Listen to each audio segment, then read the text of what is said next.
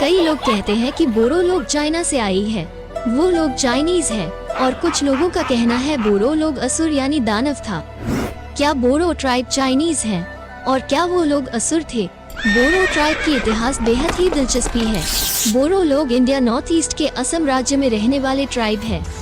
ये प्राचीन काल से ही ब्रह्मपुत्र नदी के किनारे रहकर अपना जीवन व्यतीत करते आ रहे हैं।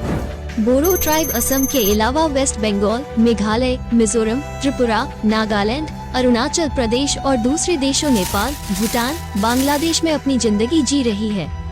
नेपाल में रहने वाले बोरो लोग बहुत ही कम बोरो भाषा बोलते हैं। वहाँ ज्यादातर नेपाली भाषा बोली जाती है। अगर बोरो भाषा इस्तेमाल नहीं किया तो आने वाले समय में नेपाल से बोरो भाषा पूरी तरह से विलुप्त हो जाएगी, क्योंकि वहाँ का न्यू बोडो जनरेशन थोड़ी भी बोरो नहीं आती। वेस्ट बंगाल में रहने वाले बोरो लोग अच्छी तरह बोडो भाषा बोल पाते हैं। प्राचीन काल समय बोरो लोगों को कछारी, नेच, बोरो कछारी एवं बोडो अलग अलग नाम से बोरो के इतिहास के पन्नों में लिखी गई है। 1000 साल पहले हिमालय पर्वत के उत्तर दिशा में बोडो नामक एक क्षेत्र था। तिब्बत और चाइना के पश्चिम उत्तर दिशा भाग को लेकर इस बोडो स्थल को बनाया गया था। बोरो लोग तिब्बतो बर्मन भाषा बोलने वाले इंडो मंगोलियोड वंश का एक जाति है। 2000 साल पहले मंगोलिया और साइबेरिया में कुछ लोग बोरो लोगों को घूमते हुए देखा गया था। प्राचीन काल समय में बोरो लोगों को किरात, मलयज, असुर और दानव, राक्षस आदि नामों से भी उल्लेख किया गया है। उत्तरी कछार में दिमासा और नेपाल में मेचे नाम से भी बोडो लोग जाना जाता है। बोडो वर्ड को पहली बार इस्तेमाल किया था 1846 में। इससे पहले बोरो का नाम किरात थे, यानी आज के समय बोडो। वही समय जन्म लिए थे बोरो के बहुत सारे वीर योद्धा, जिन्होंने बोरो समुदाय को बचाने के लिए शत्रु से युद्ध लड़े थे। समदन कछारी योद्धा देमालू, बासराम, जावलिया देववान यानी सिकोना योद्धा, ये सब बोरो इतिहास के लिए लड़ने वाले बोरो लड़का योद्धा थे। सिर्फ लड़का ही नहीं, गांबारी, वीरगश्री, तेनपाकरी, ये सब बोरो लड़कियों योद्धा थे। उन सब योद्धाओं की अपनी अपनी मजेदार कहानियां बोरो इतिहास के पुरानी पन्नों में है। उनमें से खून अभी भी बोरो के एक इंसान में है, वही है रंजन देमारी। उनको कौन नहीं जानता, जिन्होंने अभी भी अलग सा बोरो राज्य पाने के लिए अपना सब कुछ न्यौछावर कर दिया। देमालू योद्धा की कहानी काफी मजेदार है। बचपन में ही योद्धा देमालू अनाथ हो गए थे। 7 साल की उम्र तक उनकी दादी ने उनका पालन पोषण किया था। जब देमालू का पैदा हुए थे तब उसकी उम्र बाकी लोगों की तुलना में तेजी से बढ़ गए थे। बचपन के समय जब वो अपने दोस्तों के साथ जंगल में खेलने गए थे, उसी दौरान उसने बिना अपने हाथों का इस्तेमाल किए एक साथ 2 खूंखार बाघों को मार गिराया था। उसी समय से ही लोग उनको वीर देमालू नाम से पुकारने लगे थे, और सच में देमालू बोरो वीर योद्धा बन गए थे। बड़े होते होते देमालू भगवान शिव जी का भक्ति करते रहे। प्राचीन काल से ही बोरो लोगों का धर्म बाथो रहे।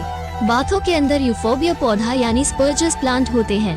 वो पौधा कैक्टस की तरह होता है, जिनको बोरो लोग मानते हैं कि उसमें नेचुरल सुपर पावर होता है। एक दिन वीर देमालू योद्धा के भक्ति से प्रसन्न होकर भगवान शिव उसके सामने प्रकट हुए, और भगवान शिव जी वीर देमालू की ओर अपना हाथ आगे बढ़ाया। भगवान शिव ने देमालू से कहा कि वो उनकी किसी भी एक उंगली को पकड़ के वरदान मांग ले, लेकिन देमालू ने पूरी उंगली पकड़ ली थी। शिव महादेव थोड़ी नाराज थे, पर देमालू उनकी बहुत बड़ा भक्त भी थे। भोले बाबा से वरदान मिलने के बाद वीर देमालू और भी बलवान हो गए थे। वरदान के कारण देमालू योद्धा को कोई भी शत्रु युद्ध में हरा नहीं सकते थे। दीमापुर राज्य के गौरव को बनाए रखने के लिए देमालू के अंदर जलती हुई भावना थे। देमालू के पास वरदान में मिली कवच थे। देमालू के पास वरदान में मिले बिजली की तरह दौड़ने की शक्ति थे। योद्धा देमालू को बहुत ऊंचाई तक कूदकर छलांग लगा सकता था और उनको तेजी से हमला भी कर सकता था।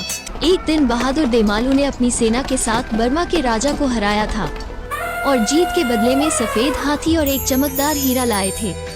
इस हाथी को हिडिंबा की राजधानी दीमापुर ले जाया गया था। कुछ समय बाद योद्धा देमालू को शत्रुओं ने पकड़कर कारागार में डाल दिया गया। एक दिन दुश्मन ने वीर देमालू को एक विशाल हाथी से कुचलकर मारने के लिए छोड़ दिया गया, लेकिन देमालू एक ही समय में 2 हाथियों से लड़ने की क्षमता थी।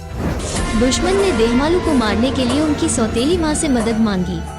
अगर उनको मारने की राज बता दिया तो देमालू की सौतेली माँ को दुश्मन से बहुत सारे धन और सोना मिलने वाली थी। परंतु देमालू की सौतेली माँ को भी पता नहीं था कि देमालू को कैसे मारा जाए, क्योंकि उनको किसी भी बलपूर्वक नहीं मारा जा सकता था। एक दिन देमालू की सौतेली माँ को रहस्य पता चली। एक गर्मी की रात थी जब आकाश में पूरा चांद चमक रहा था, ऊपर नीले क्षितिज में मंडरा रहा था। उसी समय वीर देमालू नींद और थकान से कारागार के अंदर सो रहे थे। तब उनकी सौतेली माँ के साथ शत्रुओं ने देमालू के कानों में गर्म सीसा डाला गया और उनके पूरे शरीर में भी पिघला हुआ सीसा डाल दी। उसी समय बोरो की वीर योद्धा देमालू की तड़प तड़प कर मृत्यु हो गई, पर उसने ठीक मरने से पहले पूरी बोरो प्रजा को ही श्राप दे दिया कि आज से बोरो वंश में कोई भी योद्धा जन्म नहीं होगा। बोरो की सब कुछ शत्रुओं द्वारा छीन लिया जाएगा। भविष्य में कभी भी बोरो लोग सफल नहीं होंगे। आज भी वीर योद्धा देमालू की यह श्राप बोरो लोगों की यादें में है। आज उसकी मूर्ति के नीचे बोरो लोग पूजा करते हैं ताकि उसका श्राप समाप्त हो जाए। बोरो लोग उस महान योद्धा को जोहलाव देमालू नाम से आज पुकारते हैं। उनकी सबसे बड़ी मूर्ति कोकराझार शहर के कारेगांव में है।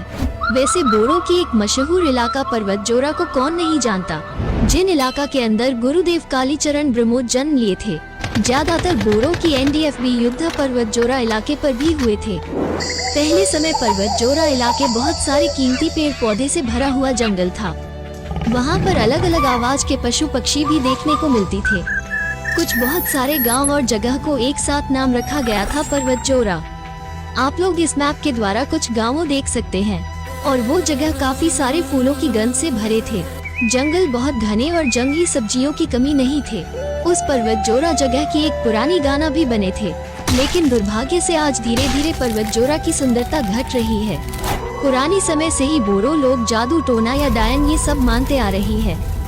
डायन का मतलब बुरा डरावनी इंसान, जो जादू टोना सीखकर लोगों की अच्छा वो नहीं देखना चाहते। ये सब बोडो गांव में होता आया, जिसको बोला जाता है डायन।